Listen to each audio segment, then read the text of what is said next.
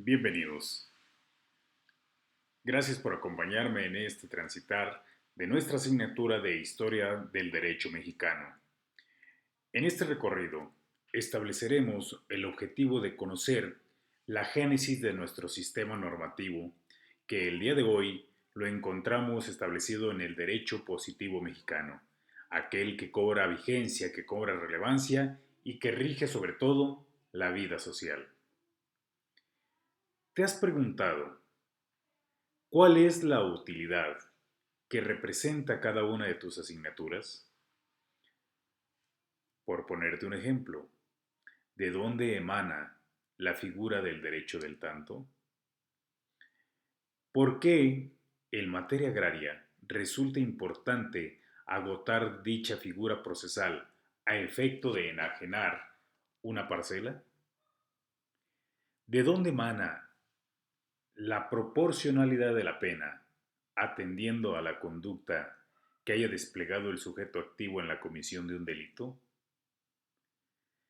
¿De dónde emana el derecho administrativo que el día de hoy conocemos? El ayuntamiento, el cabildo, la administración, las concesiones. ¿De dónde tienen su génesis estas figuras normativas que van a ser nuestra herramienta de actuar dentro de nuestra asignatura? Para ello resulta importante nuestra asignatura de Historia del Derecho Mexicano, remitirnos a la génesis de cómo se fue transformando nuestro derecho que el día de hoy se encuentra vigente. Como es sabido, el derecho constituye uno de los parámetros para regular la conducta humana, puesto que sin él no nos acercaríamos a la teleología de buscar la justicia. Por ello, resulta importante tener en cuenta que cuando entremos al estudio del derecho, conozcamos cuáles son las verdaderas génesis. Pero ¿por qué resulta importante?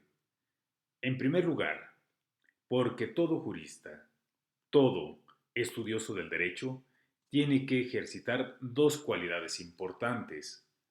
Una, la interpretación de la norma. Dos, la argumentación, consideradas una de las más importantes. Se consideran entre otras cualidades, pero estas son los pilares en los cuales el abogado debe de centrar su ejercicio, debe de centrar su formación. Pero esta forma de adquirir ese conocimiento, esa habilidad de la argumentación, de la interpretación, debe de lograrse a través de un entendimiento científico. Y ese entendimiento científico tiene que encontrar su cauce en lo que es la historia. ¿Por qué la historia? Porque la historia es una de las ciencias sociales que nos permite trasladarnos a los acontecimientos que dieron pauta y margen a la normatividad y que el día de hoy traen consigo, arrastran a esas figuras jurídicas que son útiles para nosotros. Cabe mencionar que la formación académica de un abogado reside en dos vertientes. Una, el procesalista, aquel que es ávido en el derecho adjetivo, el que lleva a cabo las actuaciones ante los tribunales. Otro es el jurista, aquel que entra al estudio, al espíritu de la ley, a la normatividad que el día de hoy tenemos. Por ello, resulta importante comulgar esas dos cualidades, esos dos ejercicios, para poder entender cada una de estas figuras y hacerlas llegar al juzgador en su momento. Pero no por ello. Es importante primeramente establecer esa necesidad del por qué tenemos que acercar esa cualidad a lo que es la formación del jurista, la formación del abogado, tanto procesal como jurídicamente.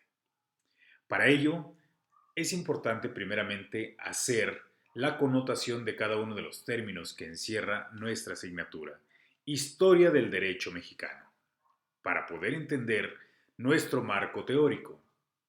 La historia la vamos a entender como la ciencia que estudia los acontecimientos importantes de una sociedad y que va extrayendo de ella los elementos que dan pauta para el seguimiento de una convivencia social.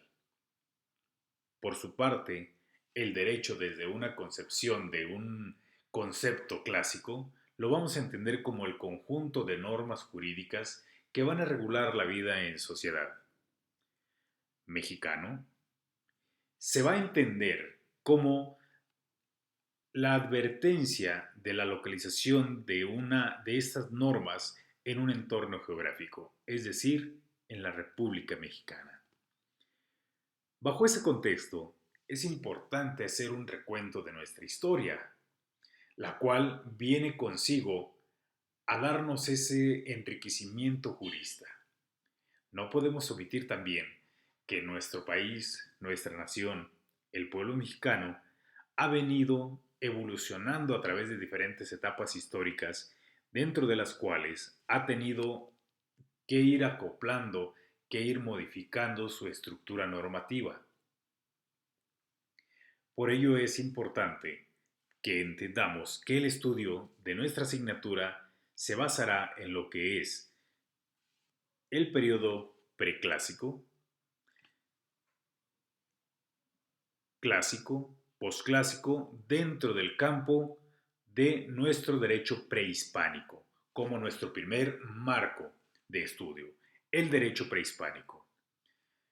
Consecuentemente, resulta importante estudiar el derecho castellano.